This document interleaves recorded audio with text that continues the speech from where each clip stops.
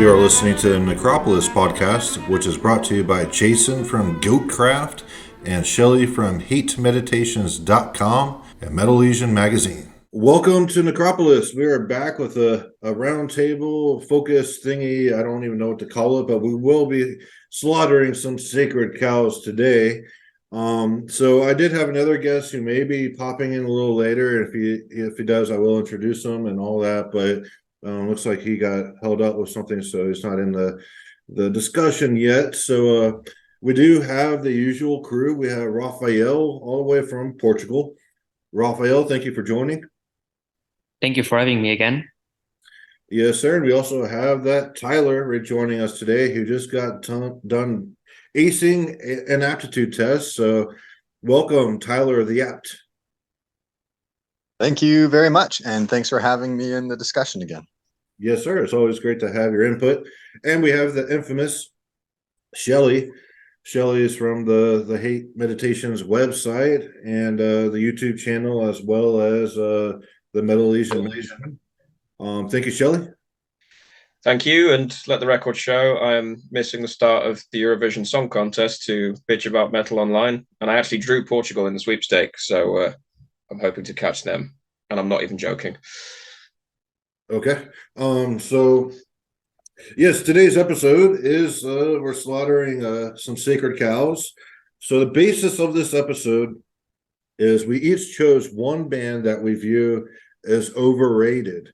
So just to kind of kick it off, I'll state one band that I view as overrated, and I'll express some opinions why they're overrated, and you guys are welcome to chime in to either agree or disagree, and all that, and we'll slowly make it around to everyone and the bands that they chose, and hopefully this ends up being a recurring subject, because I love the idea of just we're not here just to talk shit about bands and tear them down. We want to, as well as we can, objectively look at them and see reasons why they may be perceived a little higher than they should be. But I don't think we should just come in and just completely just trash it and be 100% negative. We should definitely talk a little bit about the strengths of these bands, but also elements that kind of hold them back a little bit in regard to why they're, it doesn't really match why they're so popular in contrast to the actual quality that they're putting out. So the band that I chose, and I'll kick this off today, is the infamous Dissection. So actually, I really like this band overall. I don't have, really negative things to say about the song constructions and, how the songs are put together, how the riffs evolve. And they're usually pretty, coherent with being narrative and all that. But my biggest qualm with Dissection is that people call them black metal. And I really, other than like a surface level interpretation of Dissection, I don't view them as black metal. And honestly, the problem with Dissection is in the name of the band itself. When Scandinavian black metal started, all these bands had, names that derived from fantasy, like Lord of the Rings, occultism, and mythologies, whereas Dissection had like a really death metal name. And I think that just kind of reflects, how young John was when he started Dissection, where he had this mismatch of everything that he loved, which was ranging from heavy metal to death metal to black metal. And he took all these different influences and he just kind of presented it under Dissection, where it's not really specifically one genre, where it's more of like a mismatch of a lot of different things that he's influenced by. And that's commendable to an extent, but there is the vocals being more on the black metal side. So people tend to call them black metal, and I really disagree with that. I think the vocals should definitely be like a secondary aspect to extreme metal, where I look at like Immortals, Blizzard Beast, and I view that as a death metal album, even though there's black metal aesthetics on top of it, but the riffs are more death metal than black metal. Certainly with Dissection. Also, the influences, there's a very strong influence of the new wave of British heavy metal and heavy metal in general and thrash, and that I really think it kind of takes black metal back a little bit if we were to consider that being black metal. Where you look at Bathory, once the return came around, that's where Quorthon kind of dialed back the regular heavy metal influences and just started creating that overwhelming black metal aesthetic. So, and another aspect of dissection that really kind of irks me is the overabundance of clean and acoustic guitar work, where I feel that in addition to the melodicism and a lot of the riffs, it's there to serve as a pretty and accessible type of format. And it doesn't really elevate the music beyond, it's like, hey, look what we can also do. Like we could play a little bit of classical acoustic guitar and things of that nature. So my biggest qualm with dissection is what I say is that I don't believe they're black metal. And if you do want black metal that kind of verges on the melodicism that dissection has, definitely check out Sacramentum and Fourth Monarchy. I believe those two bands capture melodic black metal better than dissection does. So, does anyone have any thoughts on dissection? Yeah, Dissection is a slightly updated Merciful Fate. Mic drop. Go on, Shelley. Oh, well, I was going to speak on, firstly, the name.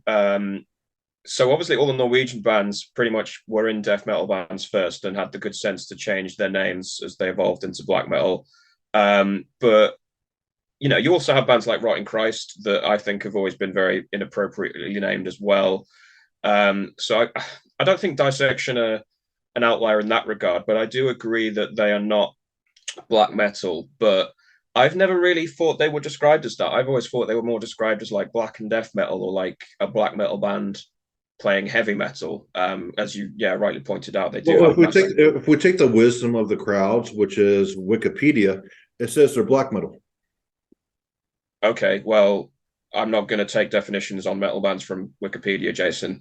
I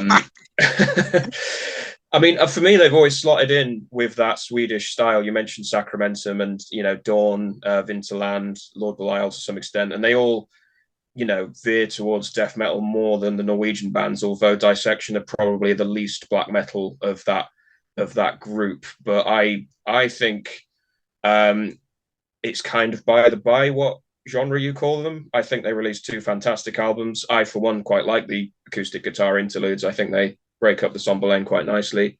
And yeah, they probably are overrated. Like anyone that's heard Sacramentum's Far Away from the Sun can't really look at Dissection in the same way. But I still give their albums a spin every now and then. And I think they are, they deserve a place in like the canon of Scandinavian extreme metal of the 90s.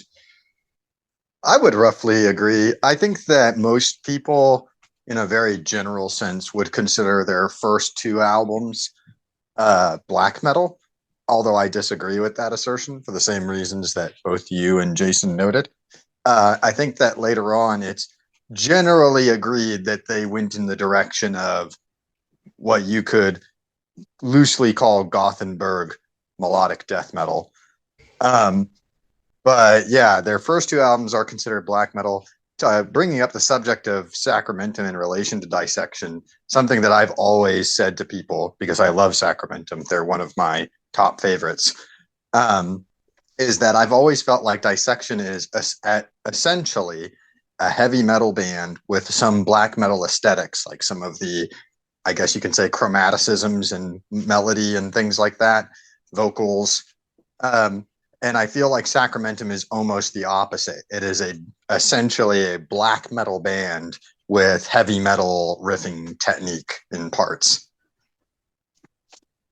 Yeah, I think I would agree with that, because you can see them coming from roughly the same starting point, but the finished product, it just lands in a very different place, and it is like Sacramentum have a fluidity and emotion to what they did at the time, whereas Dissection, it is, you can basically hear the new wave of British heavy metal, where it's still sort of functioning as an offshoot of rock, and there's more kind of anthemic moments in Dissection as well. Not that that's a detriment necessarily, but I think taking the two side by side, they just land in a very different place. Yeah, and I really believe we can just look at the age that John was when he started Dissection. That guy was freaking young, like he was a teenager when he was all this material. And when you're a teenager, you're just kind of drawn to whatever that you think is awesome. So You don't really have the discernment. It's like, well, I could, make this something that's completely 100% black metal, death metal, or new wave of British heavy metal or anything like that. You don't really have that kind of take. You just kind of take all your influences and just kind of express them when you're a young teenager, at least. But when you get older, you get a little bit more wizened, and you're able to kind of approach something. It's like, what is the true essence of what I'm trying to create? Is it a hodgepodge of many things, or is it one specific thing? So, like I said, I don't view the music as bad. I just view that they're overrated, especially in terms of being labeled black metal. What they are is very competent and good, other than Rhine Chaos. I don't know what the hell that is, but that's kind of like melodic death metal and really kind of knuckle dragging kind, or whatever. But yeah, I view that they were a very competent band, but should they have been elevated so high into the zeitgeist of extreme metal at the time? I don't believe so. So I do believe they are overhyped, that they kind of latched on to what was making black metal popular by having some of the black metal aesthetics. But when you delve into the character of the music itself, it's very far removed from black metal. Yeah, Raphael, what do you think about dissection? Yeah, well, I think in general, I agree with what you said, including the preference for Sacramentum. But I think that more importantly than what they are classified as, I think that what really matters is that, unlike many bands that came after, or even that were contemporaneous, maybe, is the fact that I think they were pretty skillful and successful in their integration of the black metal aesthetic into heavy metal. I honestly don't think it's a superficial or an ill-fated project. I think they managed to make it work pretty well, in my opinion. The way they mixed the more adventurous, and the drive of heavy metal in general with the more sinister aspects of black metal, and not just the vocals, but sometimes things like that, those tremolo picking melodies, etc. Just the overall imagery. I think it's in general it's a very successful project. Probably again, besides Sacramento, probably the best case of such a thing, I think, in extreme metal. Yeah, I think.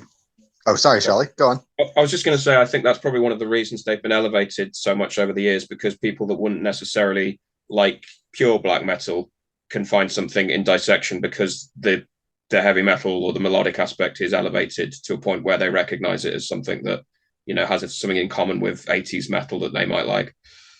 It's comprehensible. Like, a lot of the dissection riffs that are very memorable are very simple and catchy melodic riffs, and so that elevates how comprehensible the music is, and thus a wider range of audience may be drawn to it. But to call it black metal just because there's some slight black metal aesthetics is completely missing the point. Yeah, I think that to do a deep dive into that whole perspective on dissection, once again, to kind of use Sacramentum as a contrast, the dissection, with their largely being a heavy metal band and having mostly that kind of style of melody. One way that I've heard like heavy metal proper, as in like traditional heavy metal described, is largely having a theme that's communicated of like obtaining a certain kind of glory. You can almost call it like a near stadium rock kind of glory. It's trying to create moments where you feel like you're not necessarily in the same way as the rock star way, kind of an improvement on that idea, but you're the star on stage. You've overcome some kind of odds to be the center of attention, or you're like victorious in some way.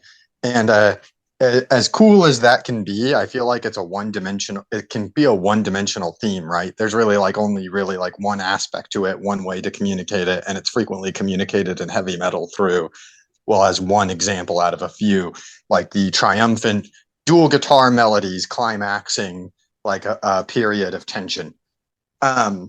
Whereas Sacramentum, referring to them as something closer to actual black metal, they go for more extreme themes that have a bit more depth and ambiguity to them.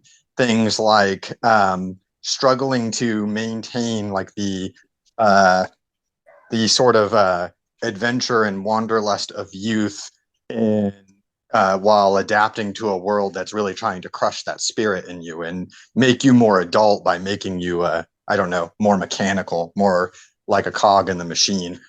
And other things like dealing with like internal turmoil and how that kind of process can be something that's not simply negative, but can actually be utilized as a source of inspiration. And um, I feel like that's something that kind of gets more to the extremity of black metal, like reveling in negative experiences, whereas Dissection really, while they have some dark aspects to their music, they keep coming back and back again to that kind of like glory style heavy metal as like the concluding nature of their songs, if that makes any sense.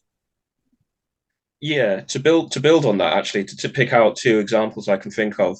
Somberlane, the track, the Somberlane, you think about it, it starts very dark, with these sort of dark riffs coming in and very fast paced.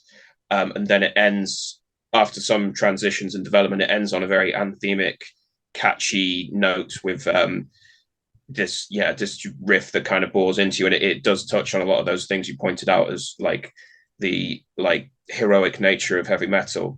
Conversely, if you look at Far Away from the Sun, again the track Far Away from the Sun, it kind of does the opposite in that it starts, I wouldn't call it anthemic, but it starts on an almost triumphalist note where it's sort of building power, and then the song gradually transitions into something much more darker as it sort of unpacks that theme. And it does it, obviously the two tracks are very different in the way that they're constructed and performed, but it kind of does the reverse of what Dissection do in terms of sort of unpacking the darkness and the more kind of abrasive themes of black metal over the course of the track, having started from quite a melodic place. Whereas, yeah, Dissection, they hint at it now and then, and there are black metal riffs here and there, but they will always resolve it to a place of triumph, a place of not happiness, but contentedness, or feeling like you have overcome whatever struggle it may be. Yeah, that's exactly what I was getting at.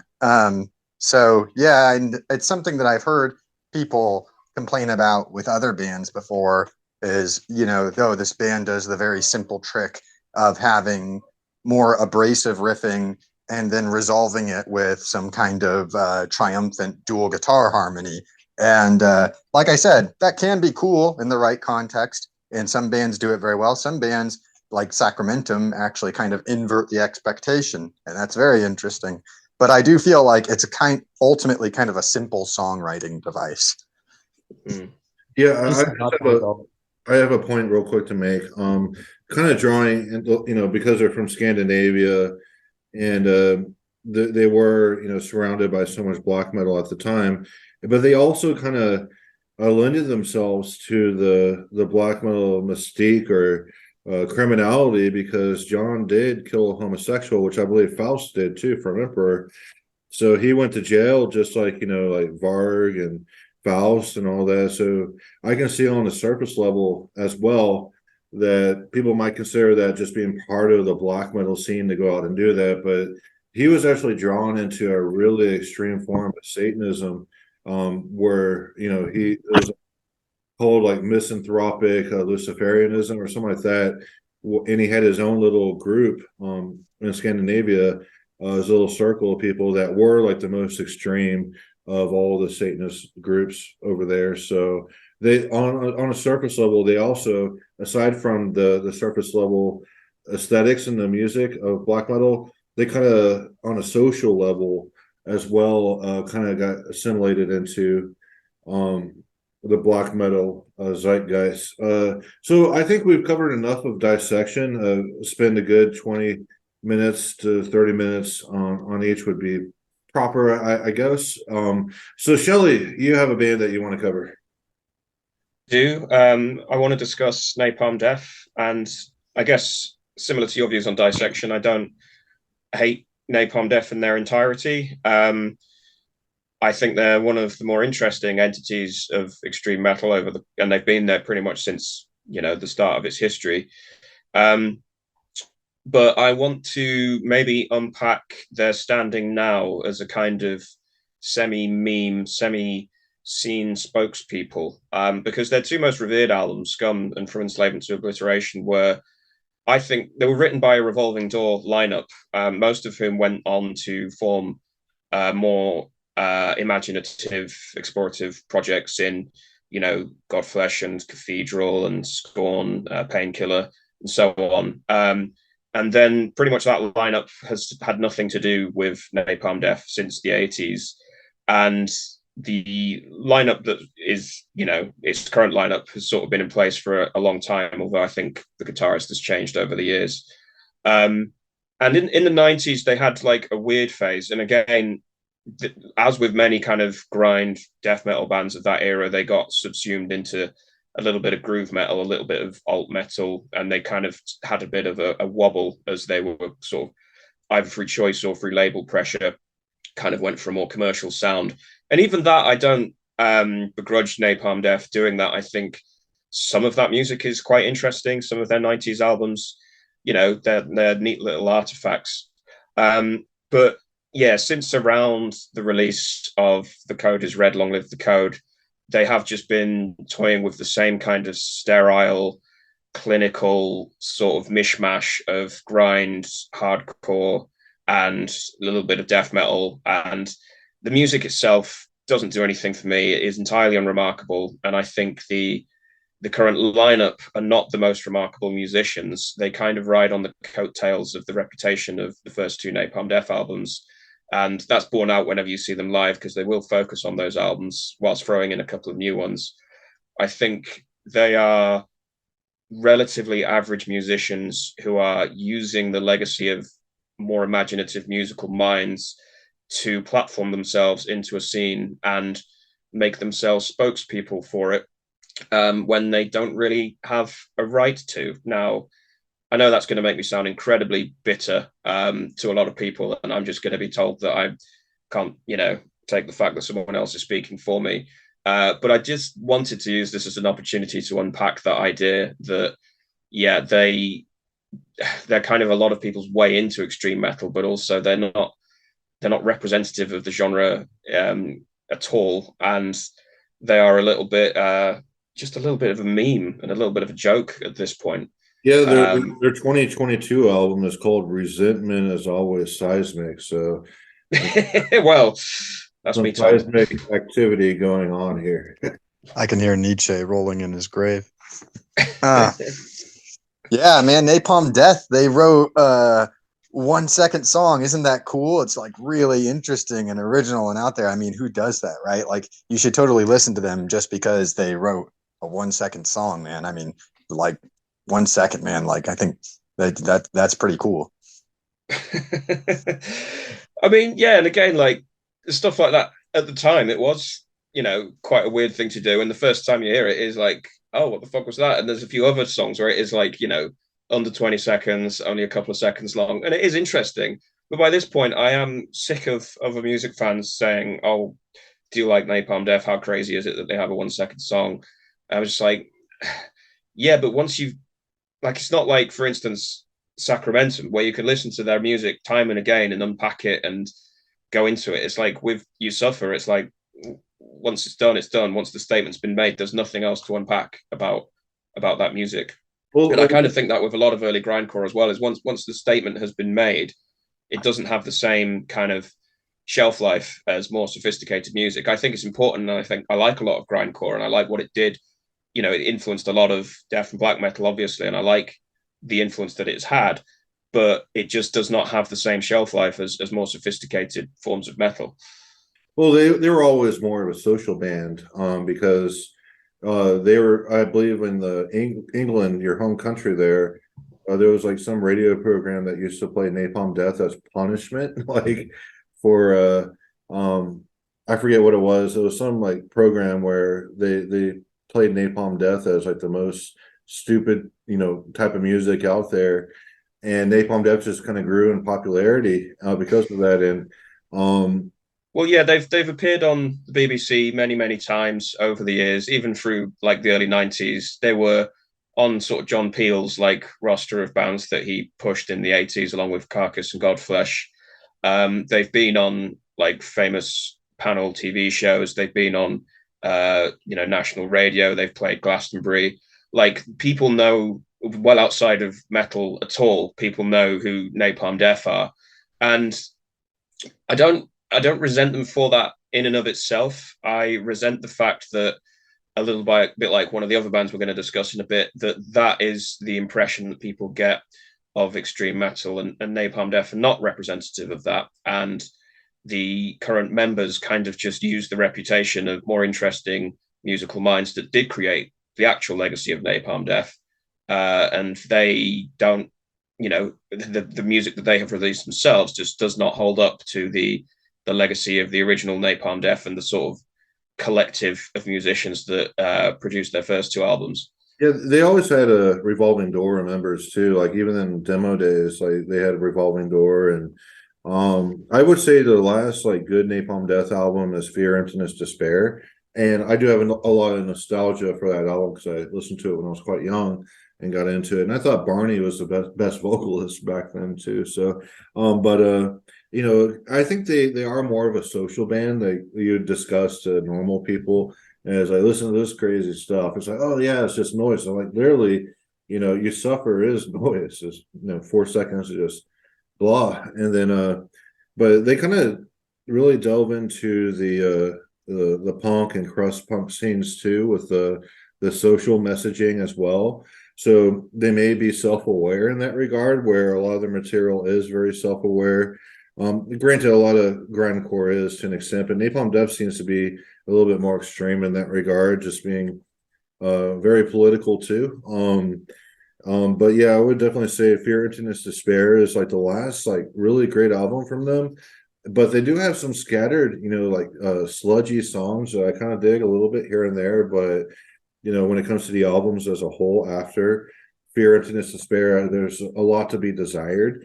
But again, like you look at Decibel Magazine, and they always, they promote Napalm Death nonstop because there's such a social zeitgeist surrounding that band where the musical quality itself doesn't really matter. It's just like, yeah, Napalm Death is Napalm Death, the most extreme, obnoxious form of music ever. And that's yeah, just to build on that before I hand over to Raphael to get his thoughts.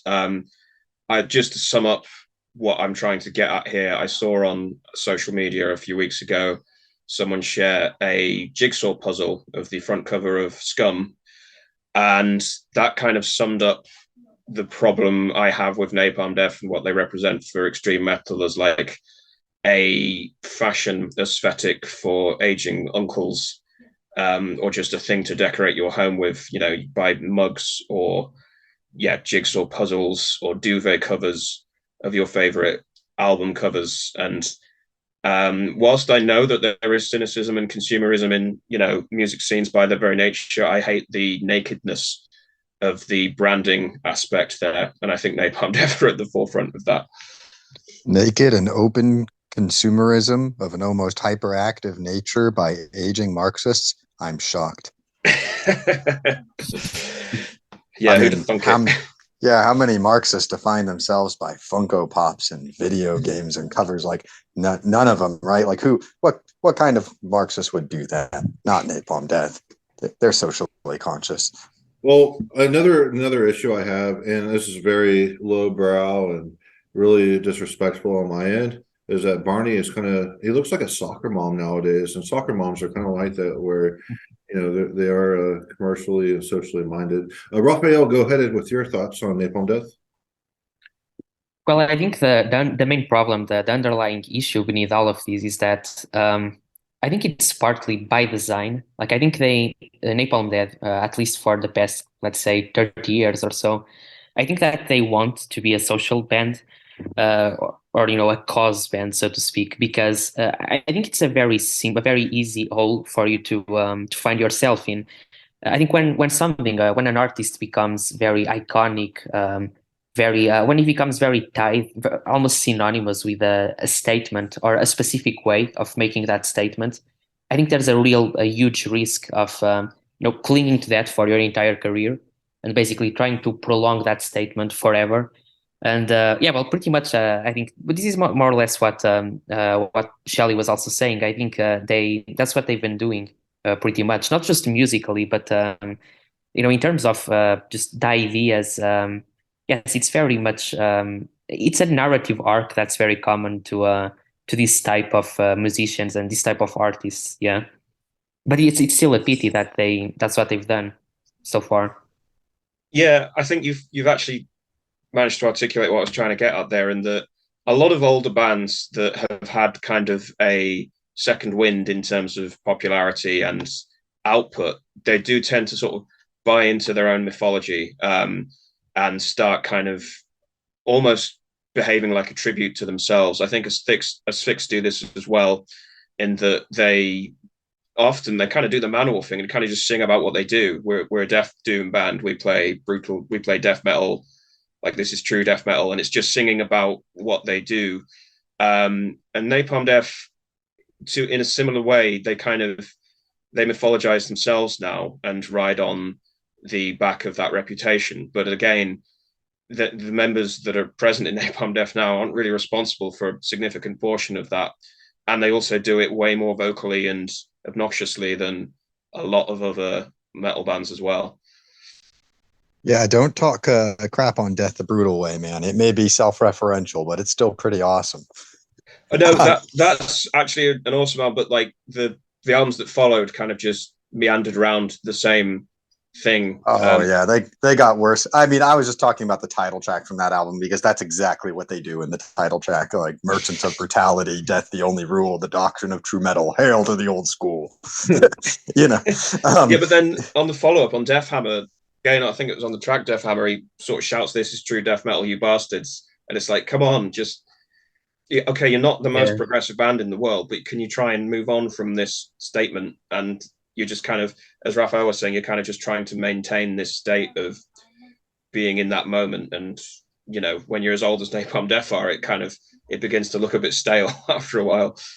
Yeah, I will say that that middle period Napalm Death is pretty good. I would like to speak in defense of them a little bit. That I like their middle period the most. They kind of incorporated more death metal influences, like on the Mentally Murdered EP and the album that Jason mentioned, Fear, Emptiness, Despair. I listen to those the most. From Enslavement to Obliteration is also pretty good, although I think they also started to incorporate some death metal riffing on that album as well. But yeah, that would be the most I could say in defense of them, is that those albums are pretty decent for their output. I still wouldn't rate them as the highest of grindcore. They're no Terrorizer or Blood, but but those albums are pretty decent. Yeah, I agree with that. Shelley, I have a quick question for you. I've heard Barney say the word chuffed. What does that mean? It's so Napalm Death are from Birmingham, and you can probably tell they have a very distinctive accent called Brummie, and chuffed is like local slang. I'm not actually entirely clear on what it means, because I've never been to Birmingham, but I think it just means like we're really pleased, or we're really happy, or we're really content. It serves multiple like. I thought it meant like butt stuff. Does it mean butt stuff? No, it doesn't mean butt stuff. I've heard it used in that context, and I've also believe I've sometimes heard it used in the context of being like angry, of being a little upset. But I've also heard it used like as saying that you're very pleased with something, that something really excites you. In England, it's like people say chuffed all the time, or I'm really chuffed, I'm really pleased with that. But in Birmingham, it kind of has a slightly different meaning in that they use it all the time. Like there's a early live recording of Bolt Thrower, who are from Coventry, which is, again, it's in the Midlands. It's not too far from Birmingham, and they have a lot of the same dialects. And you can hear Bolt Thrower in between songs saying like, "Thanks very much, we're chuffed." And he says it in the distorted death metal voice as well. So it's like, "We're chuffed," which sounds ridiculous. But again, it's like, I think it's just, we're really chuffed to be here. We're really like happy and pleased about it. But yeah, Napalm Death make a lot of the fact that they're from Birmingham as well. which again can't hold that against them because it's obviously an iconic city in the history of metal as well. But yeah, that you'll hear them use a lot of kind of Brummie slang, as you'd say.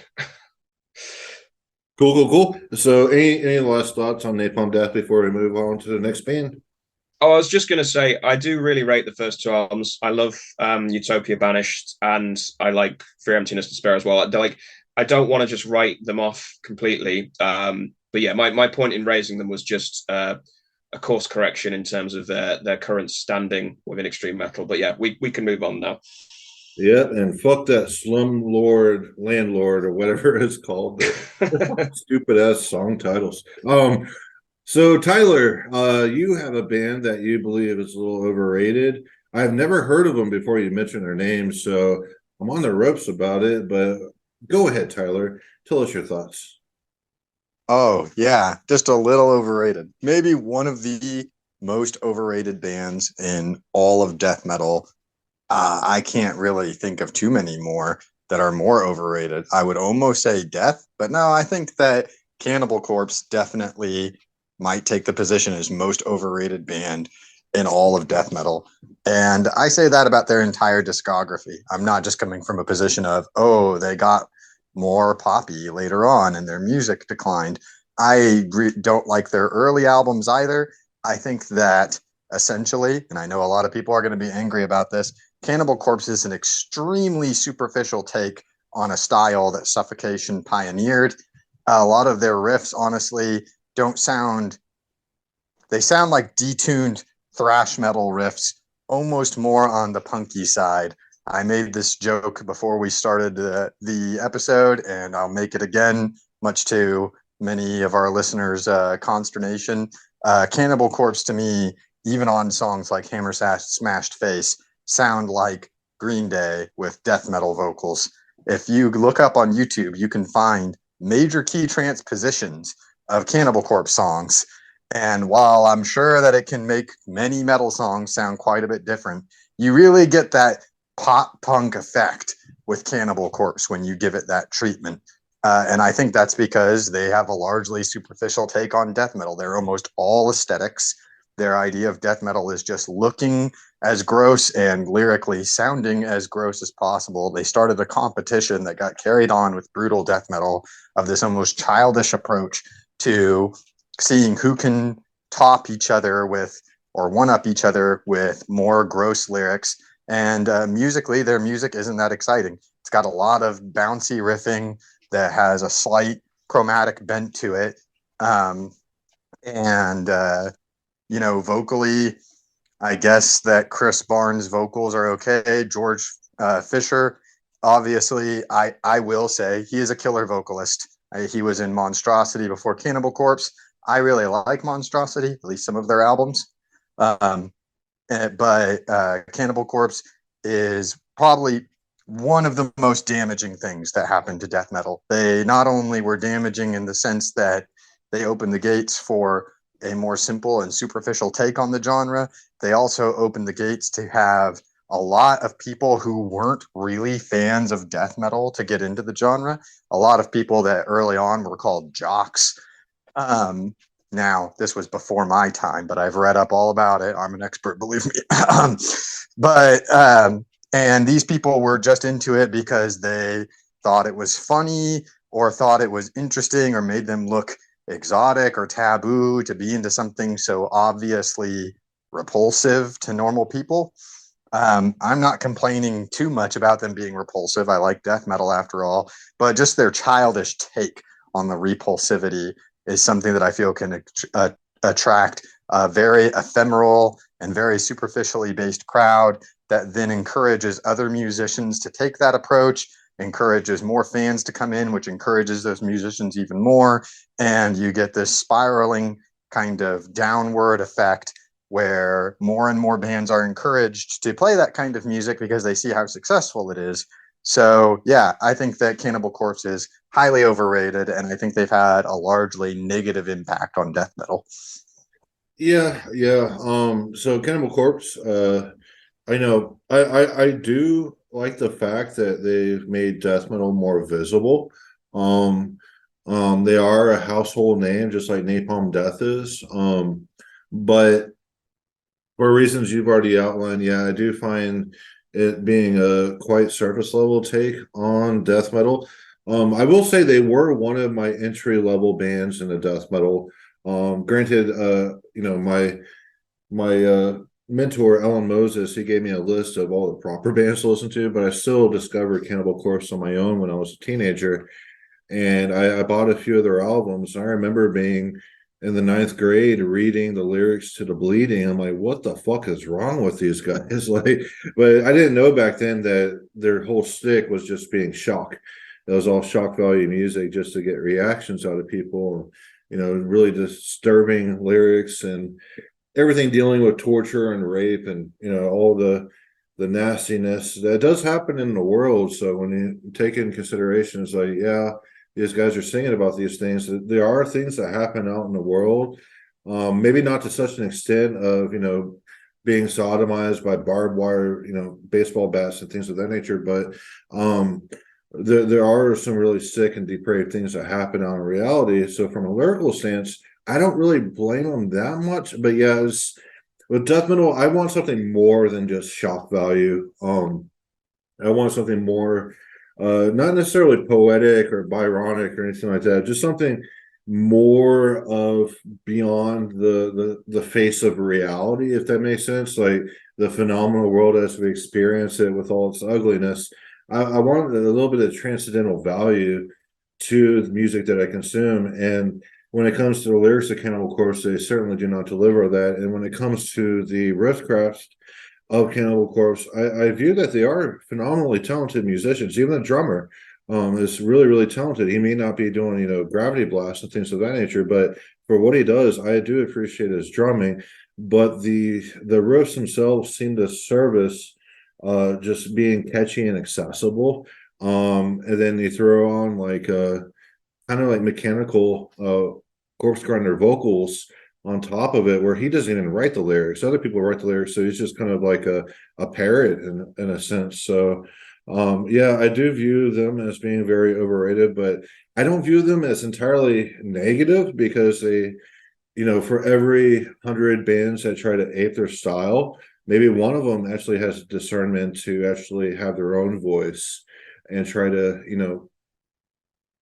create something that is, more, intuitive and something that's more meaningful.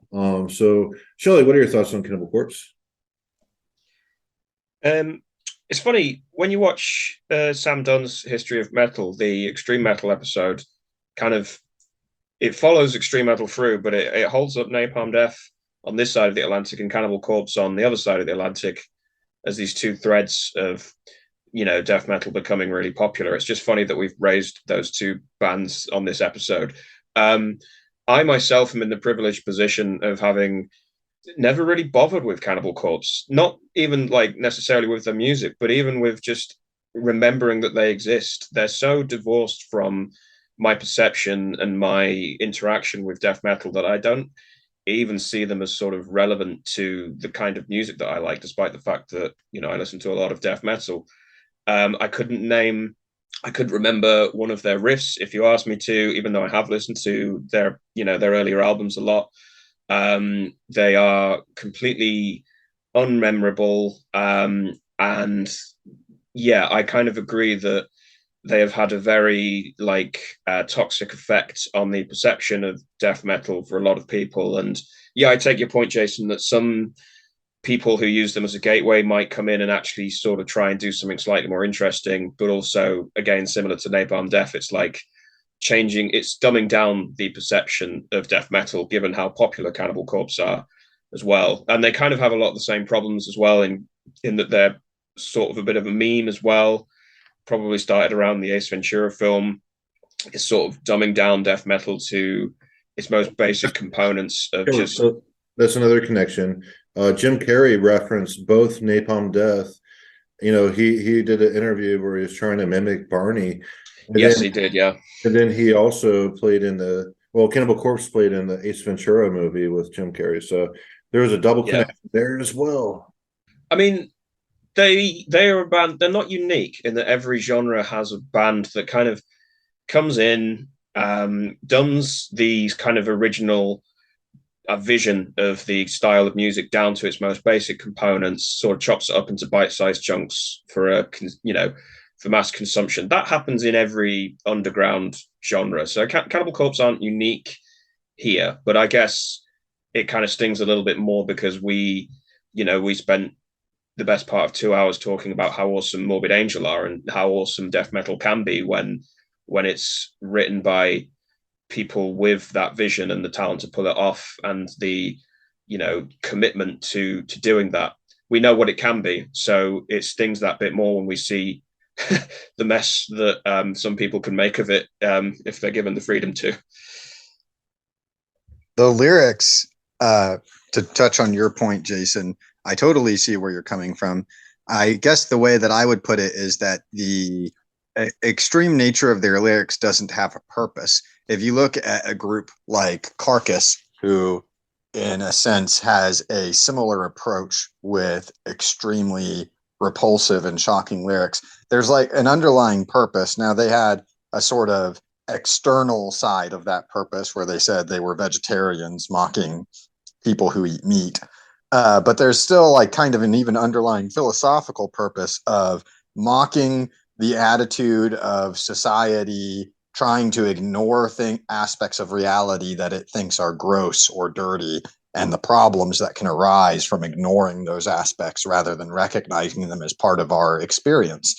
Cannibal Corpse doesn't have that. They don't have an underlying purpose to their lyrics. The lyrics are just purely meant to be shocking, to be repulsive. There's no poetic aim of what they're doing with their lyrics, I would say.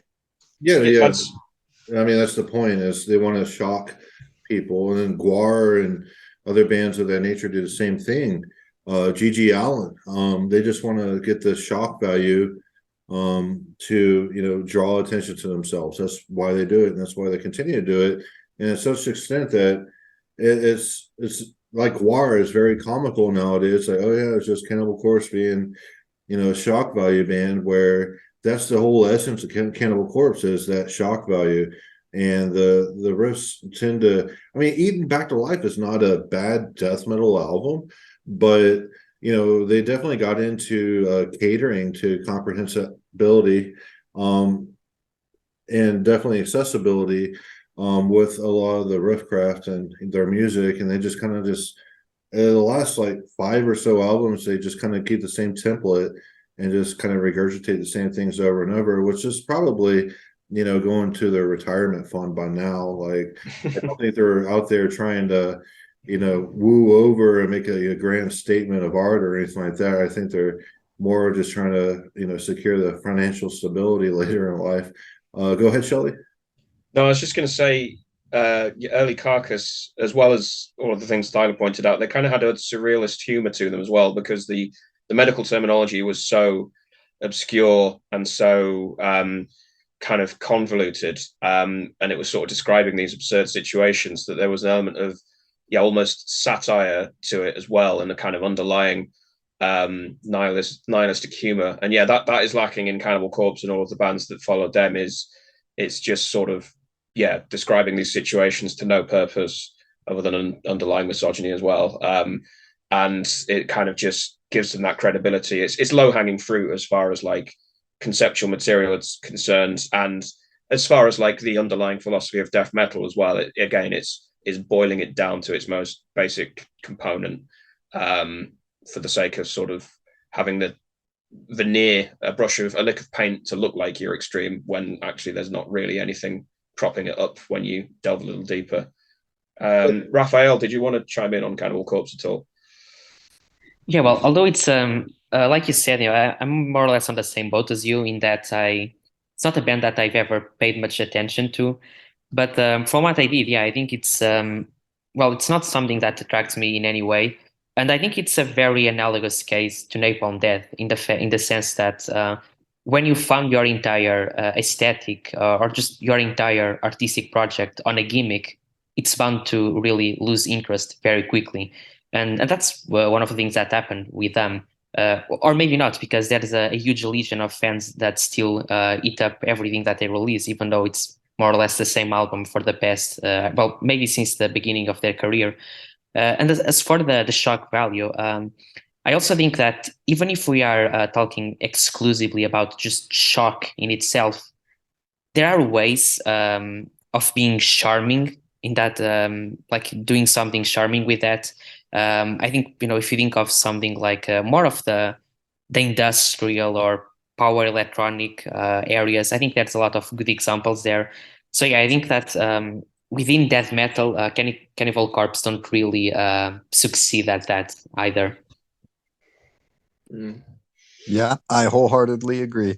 And I really feel that if you look at their presence in the scene as of today, you can see where their allegiances lie. As much as there are some people within the underground death metal scene, both in its heyday and both in current day, who sing their praises, Cannibal Corpse almost exclusively tours with bands like Lamb of God and Amon Amarth, and even more mainstream bands than that. And that's the crowd that I feel has largely latched on to them in more recent times. I feel like that's a testament to what style of music they play, how their music is constructed, and what kind of audience is mostly attracted to it. As much as some underground people are very fond of them, they don't really run in those circles. And I will say, in George Fisher's defense, that in interviews, he doesn't sell out the death metal scene, so to speak, by not mentioning them and exclusively hyping up bands that his band tours with. He does frequently, when asked, "Oh, what are your favorite death metal albums?" He doesn't list deathcore bands and things a lot. He'll usually say things like, "Oh, Scream Bloody Gore, Altars of Madness, Severed Survival, or Mental Funeral," or things like that. Possessed, Seven Churches. And that's good that he does that. In fact, it kind of goes along with what Jason was saying, in that he's bringing more visibility to those bands. And maybe some people who get into more mainstream metal or death metal because of Cannibal Corpse, because it's easily accessible, but have the kind of inclination to dive deeper into death metal, will hear him say that and be like, "Oh, what are these bands? I should go check this out." So Well, it's awesome that he does that. Yeah, just so I can chime in real quick on that. George Fisher is certainly a positive influence, I believe, on death metal, because what you said. Also, he will support other bands that he views are really good. I know, he was up on stage with my old bassist Jesse Jolly at a show, and he did a song with Jesse. And he said that Jesse is the future of death metal, and he's just he has his heart on his sleeve about death metal. And even though there are a lot of commercial aspects through the shock value and the aesthetic that Cannibal Corpse goes for, there's still a good grounded in reality aspect to those musicians as people themselves. They're always willing to do an interview. They're always willing to, no matter how small the publication is, they're always willing to take the time to go, talk to people, and they don't have a rock star mentality or anything like that. So them as people, I don't have any quibbles with whatsoever. Yeah, I agree with you on that. Go on, Charlie. I'm sorry. Would you say Cannibal Corpse is beer metal? I would, yeah. I honestly would. And beer metal, I did write that article on beer metal. It's not something just in death metal. That can be applied to all metal. And I did apply it to some death metal bands, but yeah, I view Cannibal Corpse as kind of catering to the lowest common denominator. So any other thoughts on Cannibal Corpse before we move on to the next band? No, that about wraps it up for me. Very cool, very cool. So Raphael, I believe you have a sacred cow that you wish to slaughter today on this episode on Necropolis podcast. Yeah, that's right. So I picked Venom. Like most cases here, except I think Cannibal Corpse now. It's not a band that I passionately dislike. And I actually do recognize that they've had a lot of influence. Just the fact that Tom G. Warrior has many times referred to them. In fact, I think every time he's asked about his influences, he goes back to Venom. So that alone is already a huge testament to their influence. And I think Euronymous as well, was very fond of Venom. But I do still think that not just in terms of the assessment of quality, but also in terms of how their influence, how their legacy is judged. I do think that there's a huge discrepancy. Because as far as, for example, I said that I talked about I mentioned Euronymous, and indeed, I do think that as far as the Norwegian black metal goes, the second wave black metal, I think that the more distinguishing, the best aspects of that whole current were precisely the ones that deviated from Venom or from what Venom had established. So yeah, I think they do have qualities, of course, and the fact that they were, I guess you can say that compared to most of the bands that were exploring similar pathways at that time, the fact that they played a little bit with atmosphere in some ways that are kind of interesting, I guess, like the song "Buried Alive" or I guess the intros to like those very short intros to songs like "Raise the Dead," for example, or even the title track from the black metal album. So there's definitely some some seeds, I would say, that were later picked up by some other bands. But I think I think that's where all of their legacy really is. That's where all of all of their legacy lies, which is laying seeds that other bands managed to really do something with them and to take them to truly accomplished results. But they themselves, as a band, as their creative output, I think it's not. Doesn't deserve the place that it's usually put on by most of the publications and fans. Yeah, I'm sure Shelley will certainly agree with you on that, and he might have some more shade to cast their way. Go ahead, Shelley.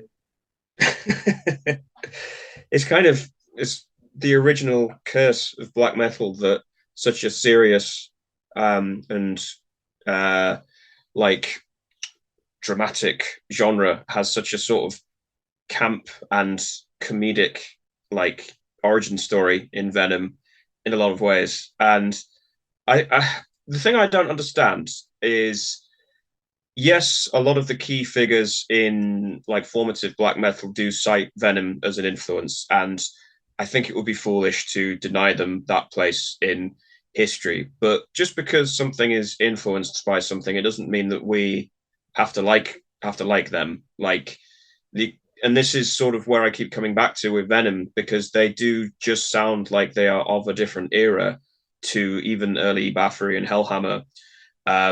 Venom sound like a band, even though their first albums released in the early '80s, they sound like a band coming at the tail end of the '70s off the back of Motorhead and stuff. And yeah, obviously they added the occultist satanic flair, and as Raphael mentioned, they did add atmospheric elements to their recordings that kind of elevated the sense of theatrics. But they still, to me, sound like a '70s band, still kind of stuck in metal, trying to define what it is as something distinct from heavy rock music. And even in the track Black Metal, he says, "Lay down your soul to the gods, rock and roll." I mean, that's a very clear like indication of the fact that they were still of the rock oeuvre, even though they were, playing with satanic themes, which was somewhat original at the time. And Hellhammer, Bathory, early Sodom, and a few others were able to build on that and take it into the '80s and onwards from there. And I think that's where I'm really coming from with this is like, okay, I can acknowledge that Venom were important to all of these artists, but for me, the experience of listening to them is so divorced from the reason that I like black metal that I don't feel like I have to listen to it or acknowledge Venom. Like, it's not for me. Like, fair enough, they have a place in history, but the experience of listening to them is just not black metal for me. It's not what it's about. Yeah, you mentioned a trigger word on this podcast, and is that they lay down their souls for the gods, rock and roll, and rock is pap. So Well, Jason, I disagree with you there, but let's not open that can of worms on this episode. I mean, I was going to say, no, we're going to get way off track. We can't do that. We've been Yeah, that's arguing right. about it for 10 days. Come on. All right. But building on from what Shelley said, yeah, I think I agree with your assessment. And plus, there's another dimension that I think goes mostly unnoticed, which is that I think influence in itself shouldn't be looked at indiscriminately. We should dissect the influence. And if you look at how the precise way that Venom influenced those bands, for instance, I'm reminded of how Tom G. Warrior, when he mentions Venom, he says that the specific way in which he was inspired by them was the fact that they showed him that he could also play music and make music. He was a very not a brilliant player at his instruments. So in a sense, it's almost an influence by negativity, by showing you that, okay, these guys can also do this, so maybe I can try. And Euronymous, for example, of course, we will never know the extent to which exactly the way in which these guys had a relationship with the music and what they thought of it. But I would say that, just think about the fact that they were all, at some point in their lives at least, they were all into rock and roll music, right? So I think the members of Mayhem, they met at an ACD concert. So yeah, I think the fact that, as you were saying, the fact that they've earned this place in history shouldn't tell us that much about the substance of the music itself. Yeah. I would be interested in the thoughts of everyone on this, but I feel that one of the most significant ways that Venom impacted the heavy metal scene was more I suppose you could say, cultural shift than a musical one, in that largely prior to Venom, the place of Satan and other controversial topics in the heavy metal scene was one of almost warning. I mean, it's been said about Black Sabbath many times, but if you look at the more satanic lyrics of Black Sabbath, I mean, barring some songs like NIB, it's largely mentioned in a place of warning, like, beware of this. This is something bad. Venom was possibly one of the very first who openly embraced Satanism as something that you were on the side of, something that you advocated for. And I think that extremity of a statement, that extreme of a statement, was something that inspired countless other bands like Hellhammer, for instance. You know, young, fertile teenage minds looked at that and said, wow, that's awesome. I would like to be that extreme. I would like to make music that openly embraces dark subjects and doesn't kind of tiptoe around them the way some former heavy metal bands did. And while I do acknowledge that Venom had a musical impact on some of those bands, like Hellhammer, for instance, I think that sort of approach to subject matter was possibly more influential. I mean, even with Hellhammer, I remember reading in the Only Death Is Real book, Tom Warrior mentioned that a sort of revelatory moment for him is when he realized that musically, and also somewhat in the realms of subject matter, he had surpassed Venom in extremity. So, I mean, I think that was Tom recognizing that at some point Hellhammer became something more than just an imitation of Venom, that it was evolving into something different.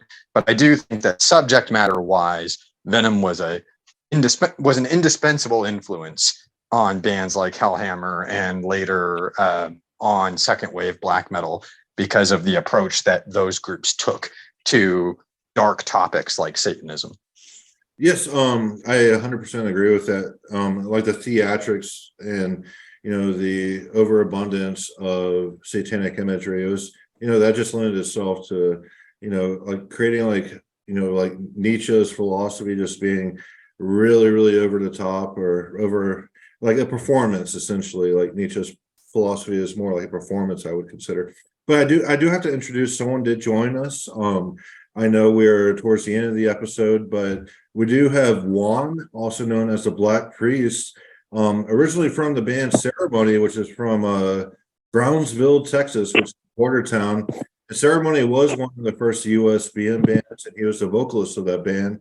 And he did recently come out with a new album with the band Black Spells that he did vocals on. So I do want to welcome Juan on the podcast. Thank you, Juan, for coming on. Muchas gracias, amigo. Amigote. Yes, sir. Chupacabra. Necrocabra. All right. Do you have any thoughts on Venom, Juan? Yeah, they're a parody by now. Obviously. Like many bands are just a parody of themselves now because they're obviously lost the lust for creativity and replace it with an income. That's my opinion on that. And basically, I love Venom. I will always love Venom. I will always respect the influence that Venom had on Ceremony and anything I've done, even punk shit. I mean, I appreciate the fact that Venom did what I was influenced by, which is use heavy metal with fucking raw punk rock and Motorhead. I mean, it was just pure fucking rebellion at the time, which I wish I was around at that time. But when I discovered Venom, I knew that that's what I wanted to do. And but I do agree that they have become a parody. I don't know if that's what you guys said, but that's what I'm saying. And yeah, no, that's not what we're saying. We're saying essentially that they were hard rock.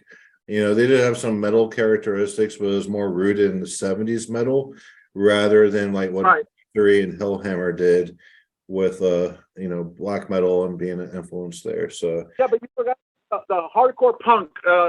Venom has a lot of hardcore punk, and that's why I love the Venom sound, because they were like Motorhead meets Discharge, and to me that's a fantastic combination.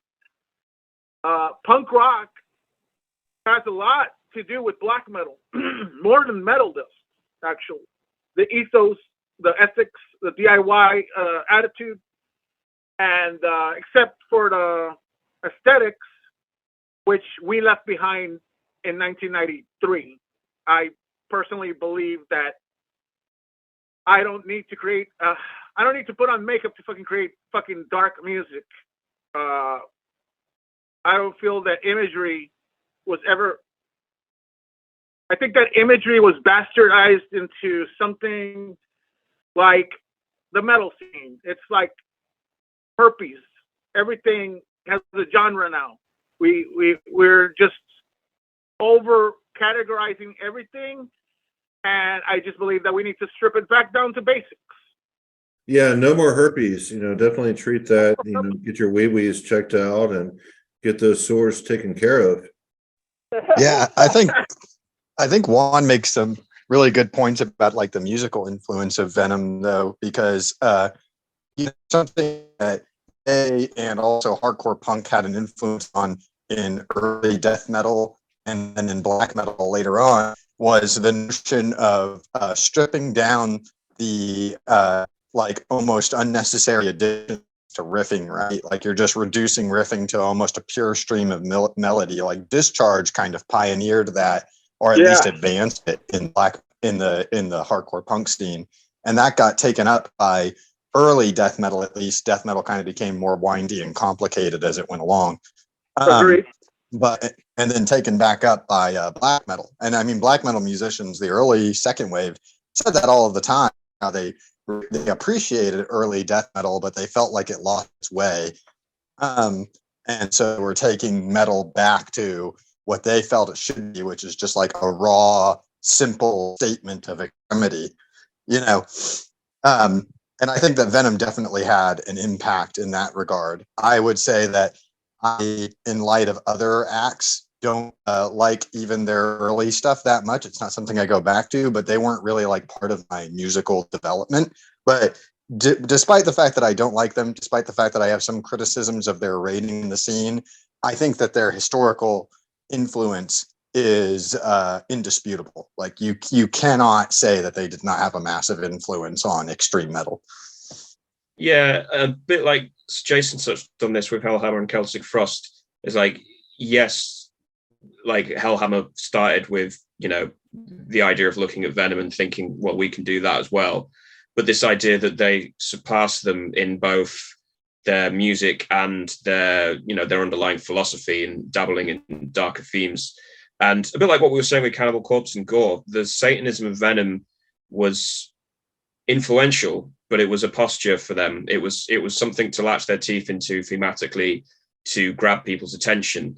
And it was black metal that followed that really kind of drew out, well, what's all this shock value for? Like, what is the philosophy of Satanism, and how is it communicating something within my music? And like, as Raphael mentioned, it's not enough to just say, yes, Venom were an influence on these bands. The question is how and why. And I think a lot of the black metal bands that followed were good insofar as they surpassed Venom in kind of developing what they did. But yeah, I take your points around the punk aspect to it, because yeah, Venom were another of those crossover bands, a bit like Motorhead, that had their feet in both camps as far as their audience, in that punks and metalheads showed up to their gigs and so on. But yeah. Raphael, you got some thoughts since this is your band you picked? Well, I think, overall, I'm satisfied with this consensus.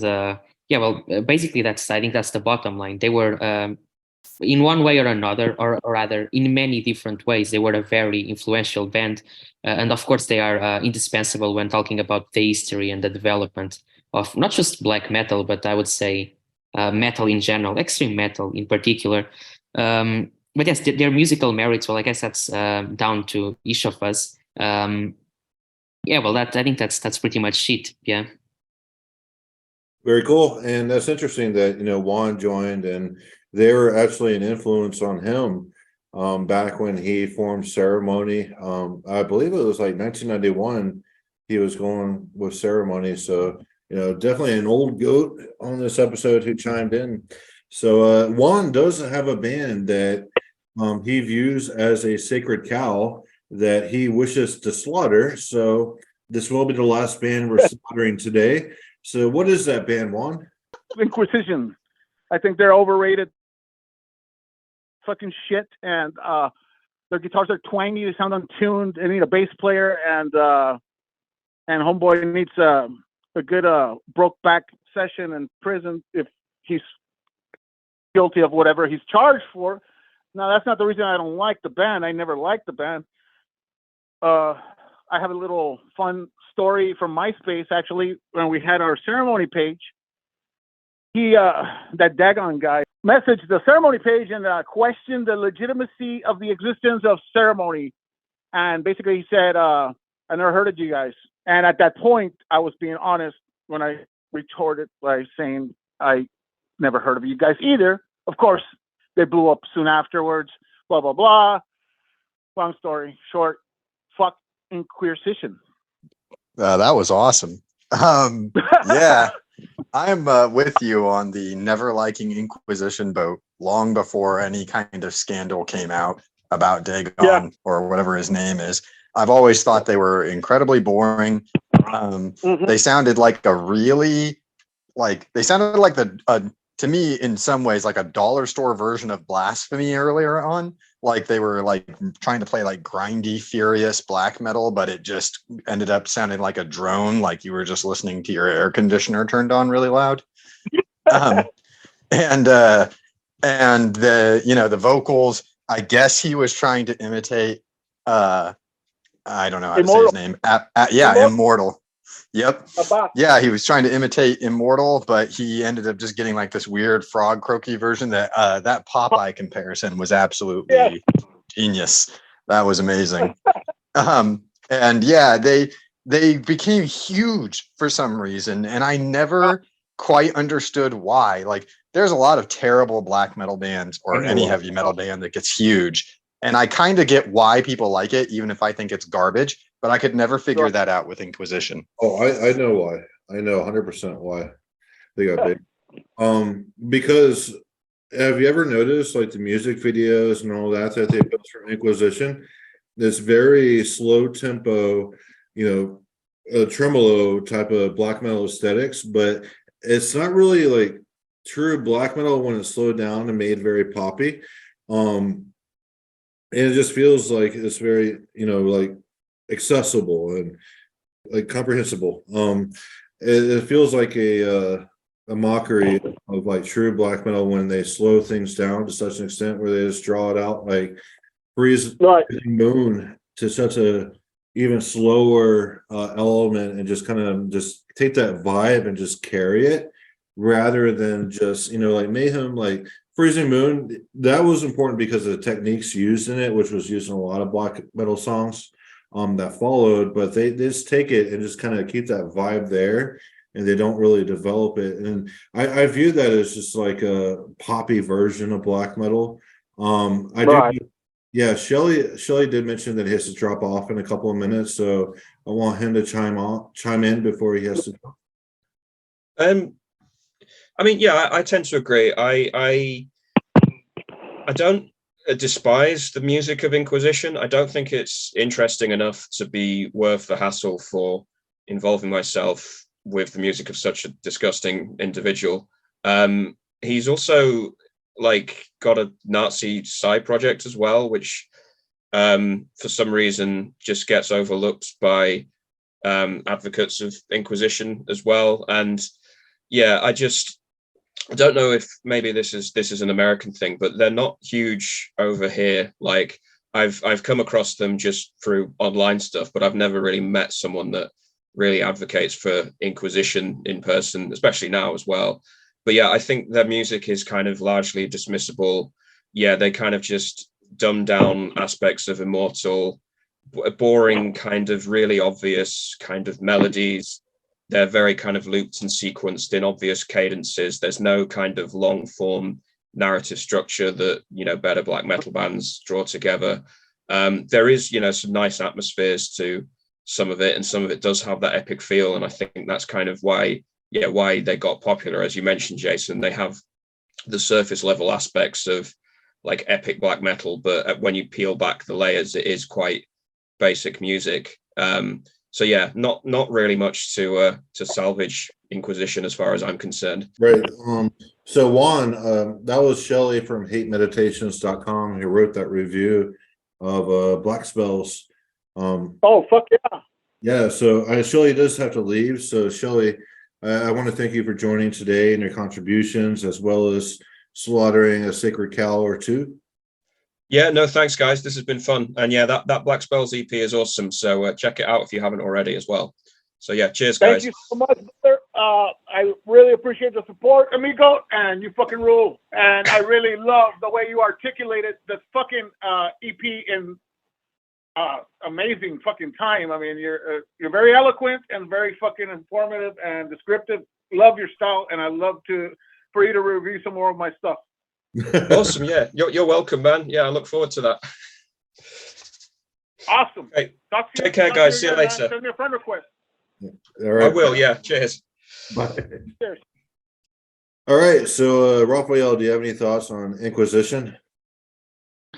Well, not much to comment this time, mostly because I think the crucial has already been said, and also it's a band that I've never been very familiar with.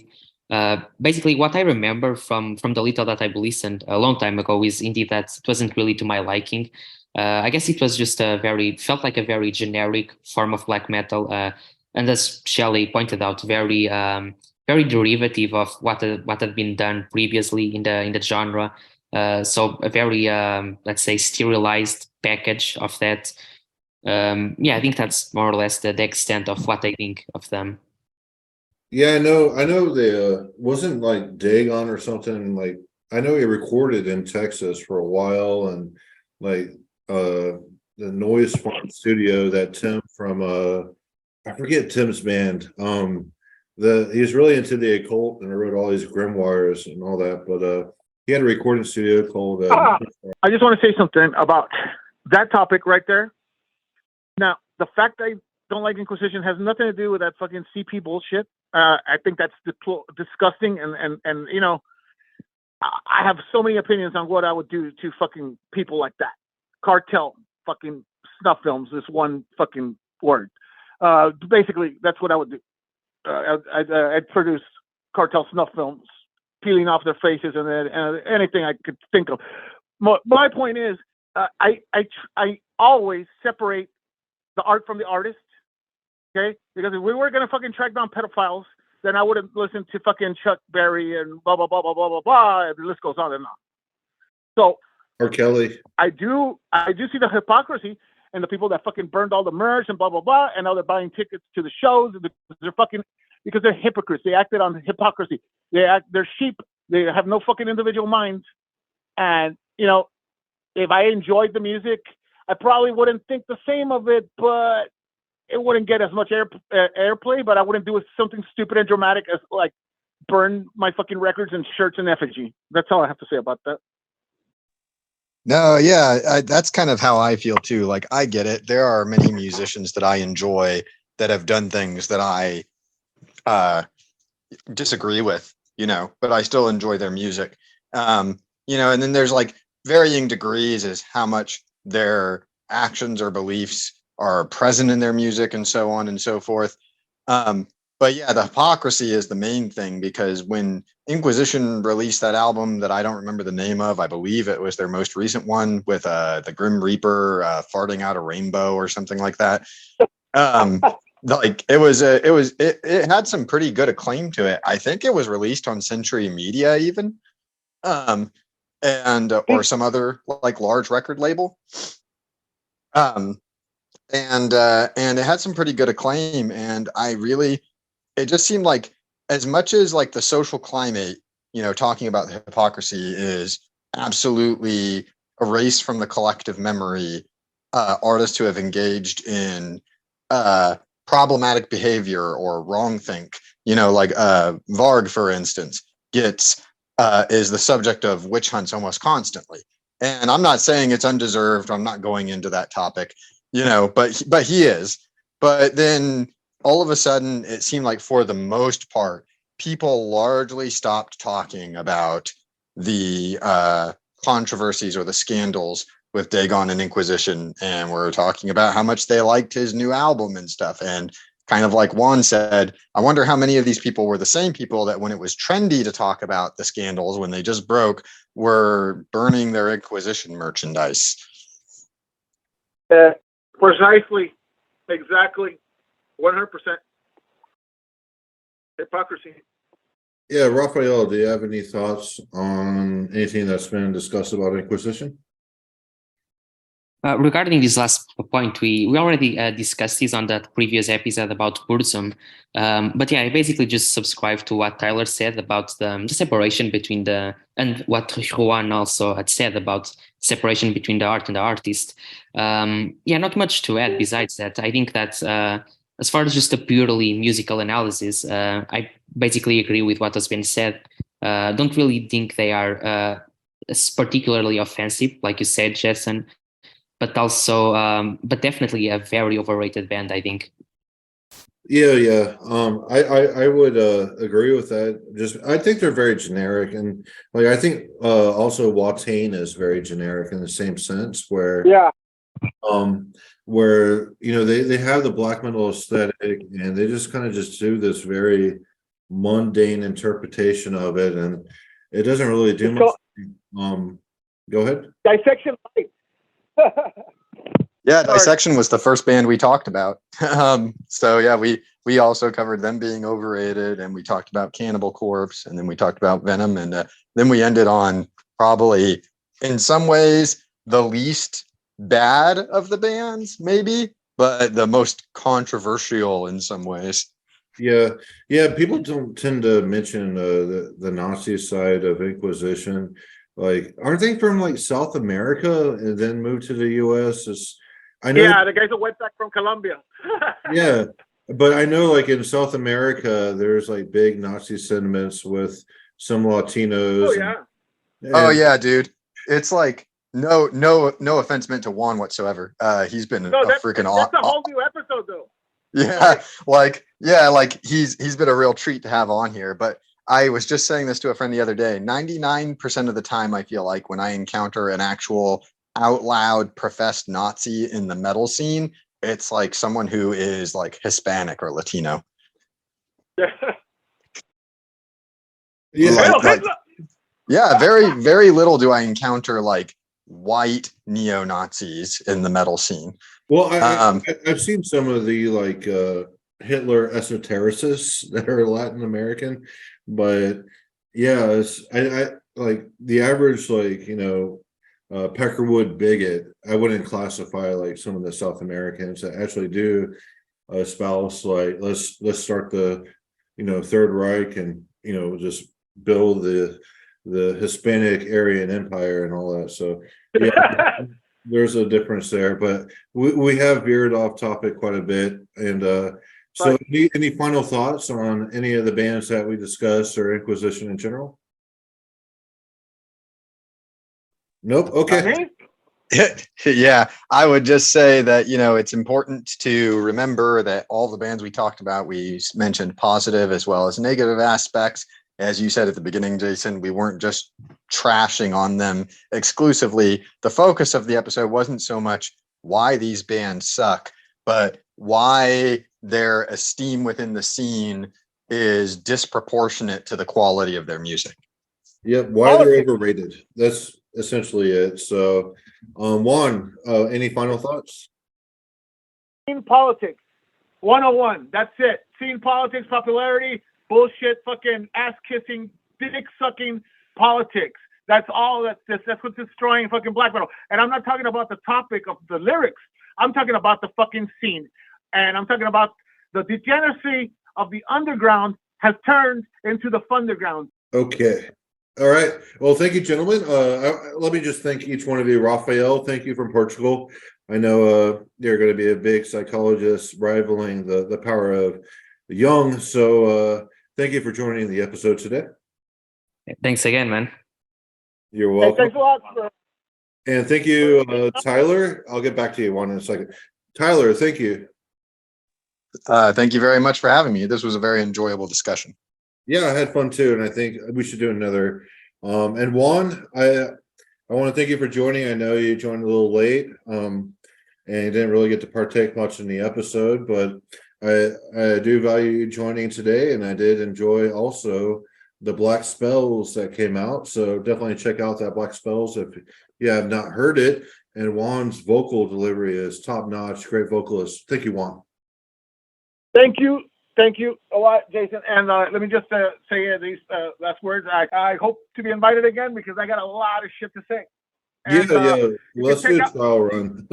Let's do a trial run before we do the next one. Right? Let me say something real quick. I'm sorry to cut you off. There's a lot of projects up ahead that I have. I know the ceremony vinyl was just released by Bornow and Bestial Burst together. Bestial Burst having exclusive European distribution, and of course Nuclear War now having worldwide distribution. Now I also had the Schizocristo Mundo Sin Fin album. It's basically Dark Throne meets fucking King Crimson, and that you can find that on Bandcamp. Schizocristo Mundo Sin Fin, and I still have CDs available. Bandcamp still has CDs available. Black Spells will be back, so will Schizocristo. And my project EP debut of Necrocabra will finally be fucking done. And I just have one more thing. I'm also working on a Texas hardcore punk band influenced by Poison Idea called Toxic Plan, which will feature Tony, Black Tony, my brother Black Tony from Goyang from French Warfare, also on Nuclear War Now label mate. Tino from Satanic Goat Ritual on bass, and the drummer from Total Chaos on drums, which I don't know his fucking name yet. I haven't met him. But thank you very much for having me on the podcast, and hope to be invited again.